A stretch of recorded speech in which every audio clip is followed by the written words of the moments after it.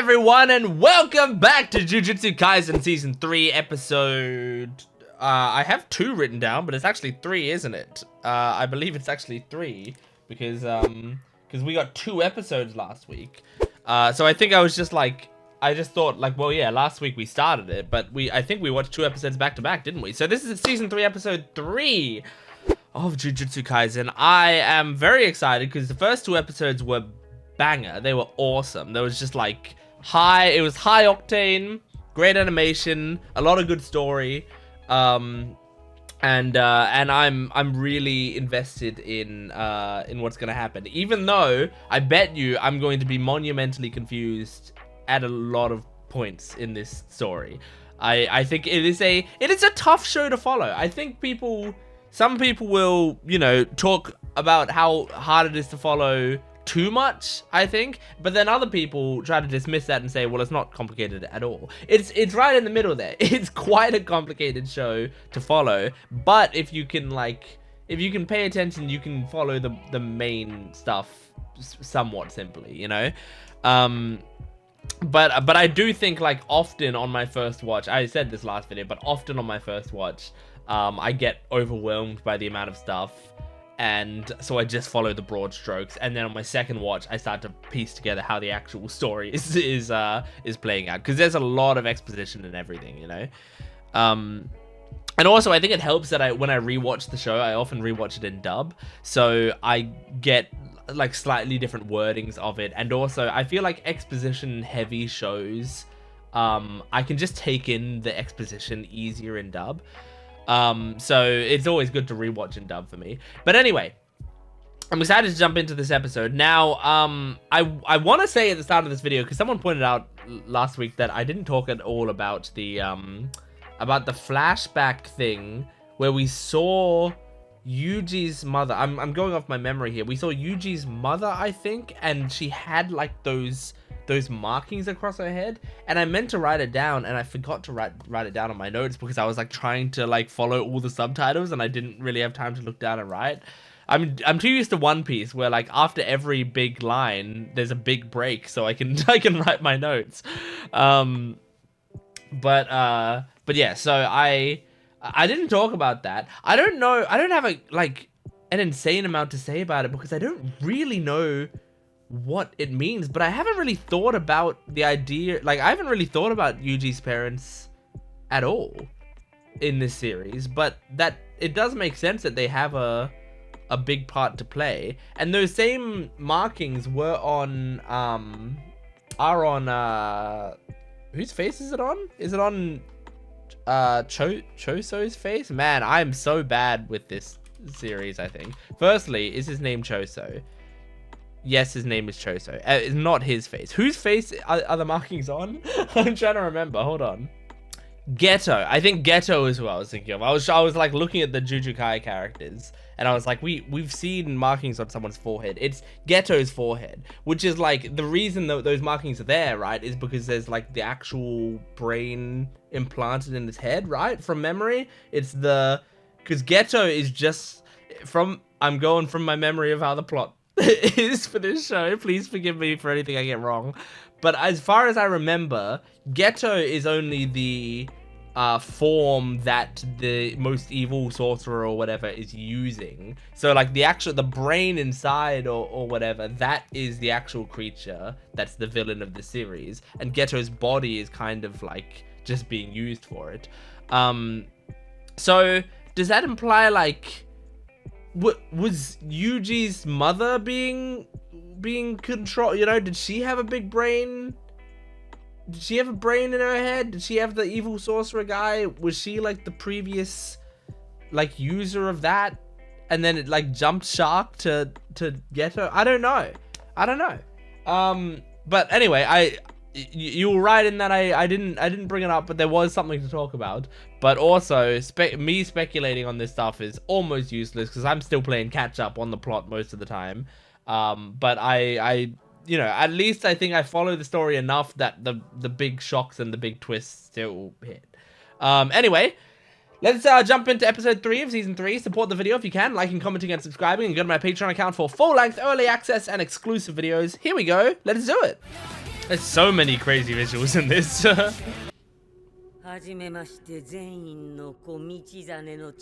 Alright, here we go. Lock in. That's Tengen. Kenjaku? Which one's Kenjaku? Ah. Yeah.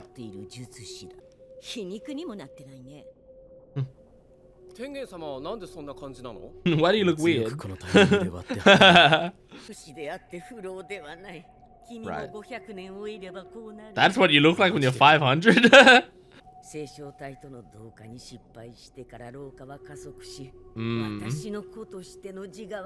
was with to go on Riko's body and then someone else, right?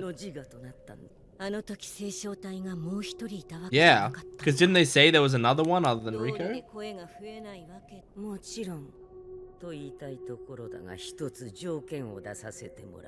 Okay. 2 of you to remain here. Ah, okay. Yeah, how long is important? You gonna say forever? Okay, Kenjaku's objective. Yes, this is important. Okay, they said as much, right? Yeah. By making things too strong. I like how there are like captions to help us. Okay. Yeah, that would take more than a lifetime. Ah. Yeah.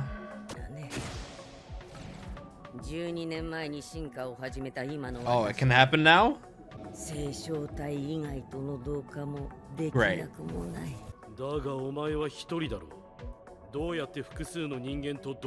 Yeah, lots of good questions. So you just split your soul between everyone? Right.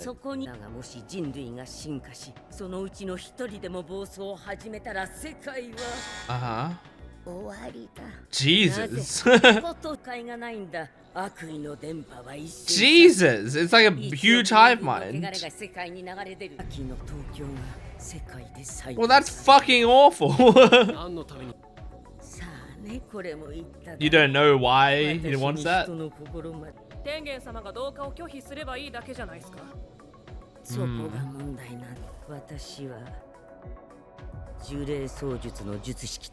Oh.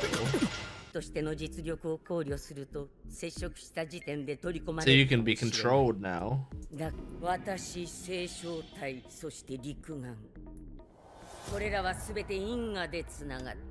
Okay. Oh.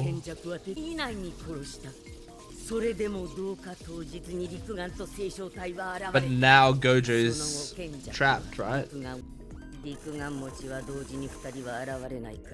Mm-hmm. It's like capturing the avatar instead of killing him.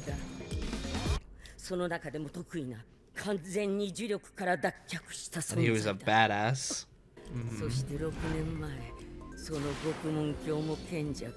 Damn, man, everything fell into place.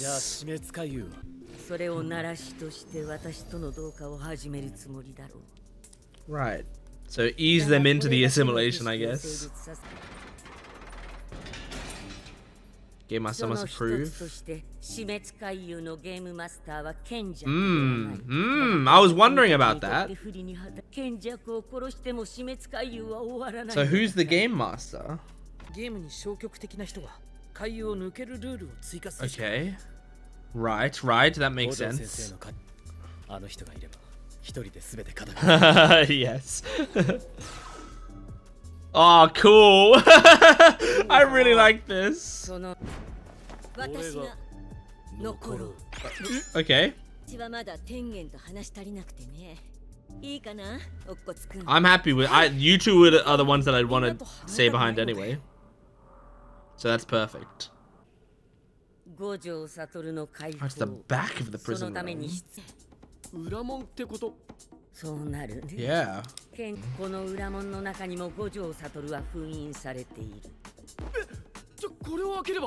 Okay, I don't think it's that simple. Right. Voted through heaven. Jesus Christ. There's so much stuff, but I'm following.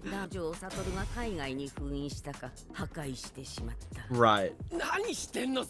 He probably had a good reason. I can't remember. I feel like we've seen it before. Oh, great.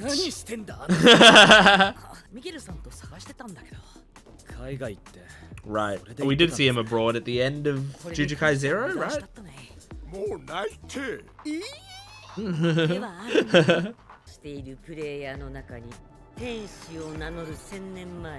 Angel. Ooh. Ooh. Oh, interesting. Oh, I love her design. Hana Kurusu.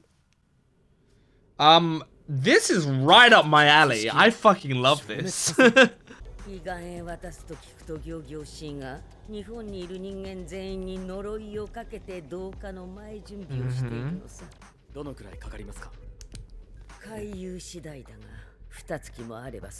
2 months. Okay. Mm-hmm. Before she has to get points. 10 days.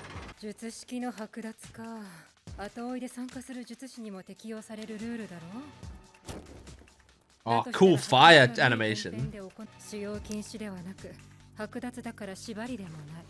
Huh. Yeah. That's true.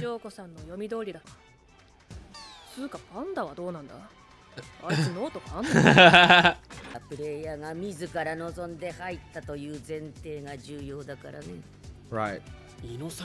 Kind of the illusion of choice.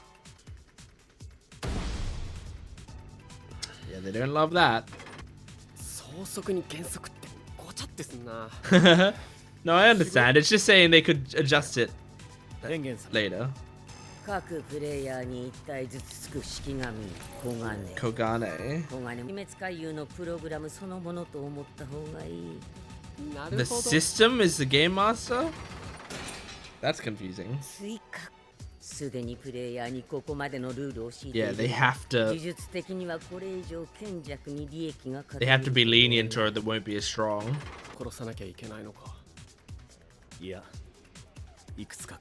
You have some ideas? I like the way the text is coming up. It's really useful. Yep. Okay, Maki gets cursed tools. Okay. That's okay, you're good at that.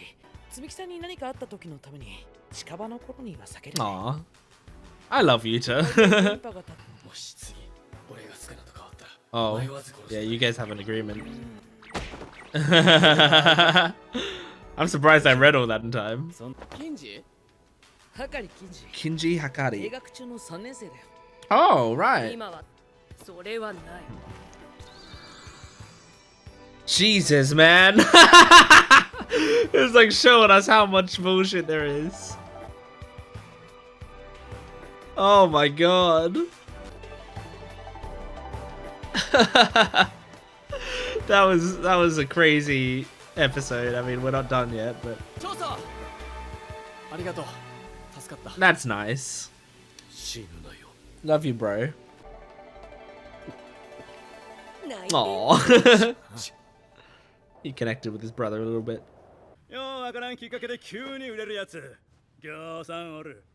Why are we watching these people? Yep. Right. Why are we watching this scene? What's it gonna lead to? Is this character an important character? He's a Culling Game player. Takaba Fumihiko. Whew. Okay, I think this arc might be my kind of shit, dude. Like, it's funny. Like, obviously I'm nervous about like, you know, following everything that's going on or whatever. And I mean, this episode, just out of pure information overload, was one of the most complicated episodes you could have, because it's in the entire episode they're just explaining shit. But they actually, I think, did a great job at explaining it and like using labels on the screen, which, by the way, thank God every label was subtitled. Thank God. If I was watching this like and the labels weren't subtitled, it would be impossible to follow almost, you know? I feel like it was really, really required. But yeah, I think they did a good job at explaining it in a slow enough way. I mean, they were actually like I talked about how I'm used to One Piece, where like a character says a major line and then you have time to like write it down. In this episode, it felt like they actually were doing that a little bit. Like sometimes they were saying something and then they would like give it a second for us to take it in. And I actually appreciate that. Like, they let us read the text on screen. They let the characters, you know, like ruminate on some of the things, so that I had time to like take in what the fuck they were saying. And sometimes I had time to like take notes. I mean, I took like that many notes, which isn't. I mean, it's a lot. It's more than. Like, it's generally like that. I took 2 episodes worth of notes in that one episode. I mean, there's a lot of stuff here. So,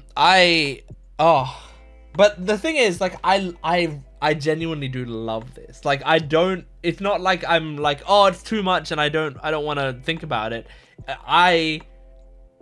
This is my shit, dude. I love these sorts of like rule sets that there's like a lot of sort of complex shit going on. I mean, I think I said this last week, right? We got a lot of board games back there. You can see, you know, you can see a bunch of board games in the corner of my room. Like I've got that whole corner of my room is just dedicated to board games, right? And I love board games, and I'm the guy who like reads all the rule books back to front. And then I explain all the rules to people, and I like catch people on rules and tell them how everything works and stuff. And I feel like I'm pretty good at that. People have told me that I'm pretty good at following rules, and I'm pretty good at explaining rules to people. That's my, like, often when there's a board game night or whatever, people get me to explain the rules to everyone, because people don't tend to be too lost when I'm explaining the rules, which is good. And so like I love shit like this, like just seeing the way it all interacts with each other, and the fact that it really is like formatted like a game. They call it the Culling Game, and it actually feels like a game, which I think is awesome. And by game, I don't mean video game. I just mean like a game. Whether that be like a TTRPG, or whether that just be like a childhood, you know, for like a game that you play with friends or whatever. Like I don't know what kind, like a parlor game, you know. It doesn't really matter. It just feels like a game. And like part of it is like, I talked about this last week, but the idea of like you get to this certain amount of points and then you can make a rule. Right? That is fucking awesome, and like really brings all this together to me. It feels like sometimes I'll play mega games. I haven't done many of them. I've actually helped run more than I've actually played. I think I've played 1 and I've helped run like 4 or something. But my friend, because I am friends with people who are part of my local university's board game club, right? And I used to be a part of the board game club. In fact, I was like part of their committee. And that was while I went to school there, but I don't go to university anymore.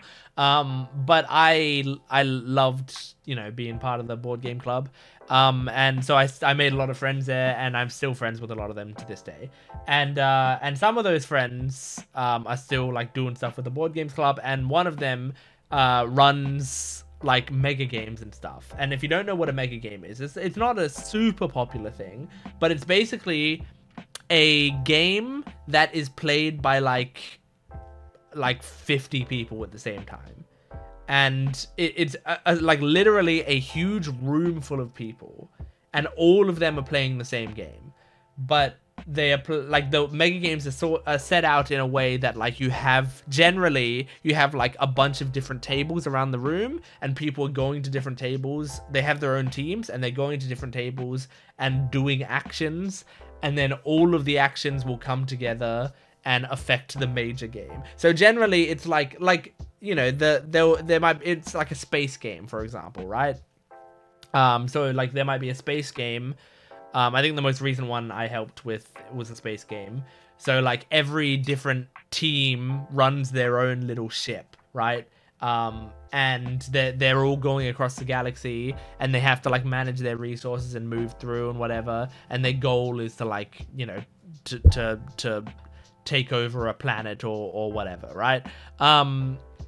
And so everyone's running their own stuff, and they might go to different tables to like board other ships and negotiate with them, or they might fight with other ships, or they might go to another table, like go to the map so that they can plan their route across the galaxy or whatever.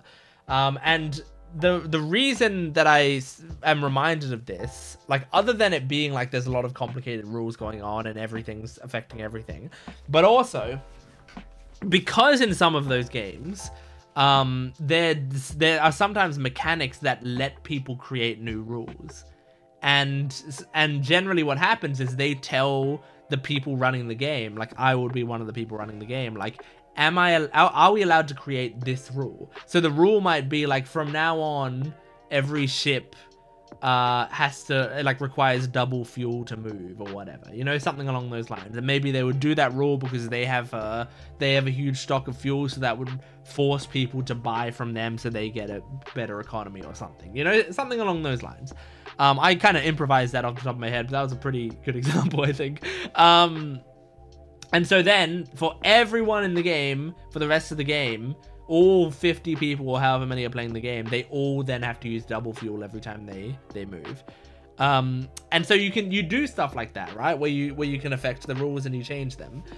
So in this game, in the Culling Game, they can do that, but the rules can't just like stop the Culling Game. But like it seems like what our plan is to use those rules to our advantage. Like we might be able to create a rule that allows people like Sumiki to bow out from the game, right? So like I don't know what exactly the rule, but like could it be possible it's just like we get to 100 points and then it's like those who refuse to participate are stripped of their powers but kept alive, you know, like something like that. So then Sumiki can just go like, yep, I'm not going to participate, and then she loses her curse technique or whatever, but who gives a shit, she's alive, you know. So like could it just be as simple as that, or like I don't know. But excuse me, but yeah, so like just the whole idea of creating rules I think is so engaging, and it really plays on the idea of like, I like that it's like, but the game, the what's his name, Kenjaku, which by the way I love that they're calling him Kenjaku and not whatever the fuck the evil sorcerer's name is, Kamo whatever, because I could never remember his name. But Kenjaku, I bet I can remember Kenjaku. That seems simpler. So it seems like Kenjaku's plan, you know, he can't, he had to put in that thing of like people can create new rules, because then it adds in a lot more player agency to the game, which I think balances it in such a way that it allows him to do such a crazy ritual. Like he's able to actually, you know, use, like put enough power into these things, because otherwise it's a very restrictive ritual. Like that would take so much power that even Kenjaku wouldn't have that, I don't think. So and I love shit like that as well. Like Hunter x Hunter does that shit all the time, where it's like the characters, if they want to use their powers and they want to make them stronger and stronger, they must put a strong restriction on it, right? And that to me was one of the most ingenious bits of writing that Hunter x Hunter ever did, was the idea of introducing conditions to the power set. It made everything way more interesting and just made so much sense to me as like a game designer brain, like with my game designer brain, from like the small amount of game design stuff I've done in the past. With that brain, I like start to go like, well, yeah, because then like if they want to have this strong power, they gotta like have this disadvantage or whatever. And it's a big thing you would do in TTRPGs as well. Like a lot of players might be like, I want to have this awesome power or whatever, and you're like, okay, fine, you can have that, but we're gonna give you this disadvantage to make up for it, you know? Oh, it's so good. So yeah, I think that's so interesting. So yeah, it seems like Kenjaku wants to take Tengen, because Tengen now has evolved, because Tengen, I think I'm following this, because Riko died, okay, and Riko was the body that Tengen was supposed to go into. When Riko died, I think they said, oh, there's another body waiting anyway, so it doesn't matter, right? But it turns out, apparently, there wasn't another body waiting. So, Riko died. Tengen couldn't go into Riko. Tengen then had to evolve to, you know, make up for the fact that they couldn't be inside of that girl's body anymore. And so, since Tengen evolved, Tengen now has more variability to be able to go into anyone. But the problem with that is Tengen also, because they did that, like their body evolved and changed so much, it became more similar to a cursed spirit than to a person. And so because they're now more of a cursed spirit, they are vulnerable to cursed spirit manipulation, or whatever they called it. And so now it seems like Kenjaku might be able to exploit that and use it against Tengen to make Tengen assimilate. And since Tengen since Tengen's soul is not like one individual thing, it's like spread out, it can assimilate with fucking everyone. If it assimilates with everyone, I think it turns them all into a big hive mind. And the, you know, cool thing about that is everyone will have this power or whatever. But the bad thing about that is if even one link in the hive mind has this corruption in it, has these horrible thoughts, goes wild, goes AWOL, then like that just spreads throughout, like that corruption will spread immediately, like rot throughout the entire thing, and everyone will be corrupted. And so basically it's inevitable. Like there's no way that you could spread the Tengen to everyone and have it all be fine. That humanity isn't so good that every single person is going to be a perfect angel. So that rot will immediately spread, basically. So we need to so yeah, we need to make sure that doesn't happen. So that's and we don't know exactly why Kenjaku wants to do that, but he seems to want to, like he said in the previous season through Goto, that he wants to, or Geto, sorry, that he wants to, is it Geto or Goto? Whatever. I think it's Geto. Or is it? Hang on. Maybe it is Goto. Geto. It is Geto. There you go. So yeah, he said that he wanted the world to like evolve and see what's created from a world that's, you know, like see what can be made that's even stronger than cursed spirits and cursed techniques and all of that, right? So he's just doing a weird fucking experiment, but we don't know exactly what his motives are. We got a free Gojo. We have the back of the prison realm. Now let's see how much I can remember here. To open up the prison realm, you either have to have Kenjaku just want to open it up, which that's not going to happen. We can't do that. Or you have to basically tear it open, because we have the back of it, so we don't need the front of the prison realm. The only thing that the front matters for right now is that the owner of the front of the prison realm can choose when to open it, I think. But we can tear open the back, but we need to have something specific to tear open the back. The original options were the Spear of Heaven or whatever. That sounds so familiar that I bet you that was in the show before or in Jujutsu Kaisen. And they showed that happening. Like I don't remember exactly where it was. It might have been in the flashback. It might have been in Jujutsu Kaisen. But anyway, they said in this thing that Gojo did something to it that either destroyed it or made it lost forever or whatever. So we can't get to that. There's also that weird prison rope or whatever. What was it? Prison? I don't think it was called prison rope. There was a special kind of rope. But all of it seemed to have been used up. There might have been some left. Yuta went to another country with his buddy to go find more, but they couldn't find any more. So it seems like there's none of that around that we can find and use. That doesn't really mean that it's definitely off the table. I bet you that could come back later in the series, but I don't know. And then the final option that we have, which seems the only option left, is to find Angel, which is a player, Hana Kurisu. They showed Hana Kurisu's name after. I don't know if that means Angel's name is Hana Kurisu, but Angel has a thing that can like nullify techniques or something, right? So if we find her, we might be able to get her to open the prison realm. We don't really know her motives or anything, so that might be harder than we think, but we'll see. We also want to find Kinji Hakar. My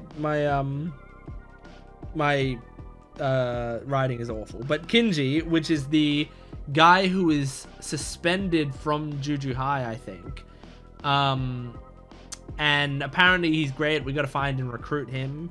He's probably going to be a fucking loose cannon considering the suspension, but yeah, Maki's going to find cursed tools, and then they're going to participate in the Culling Game, and they have 10 days until Sumiki would have to kill someone, you know, or like, you know, would have to start earning points or whatever, which would be very bad.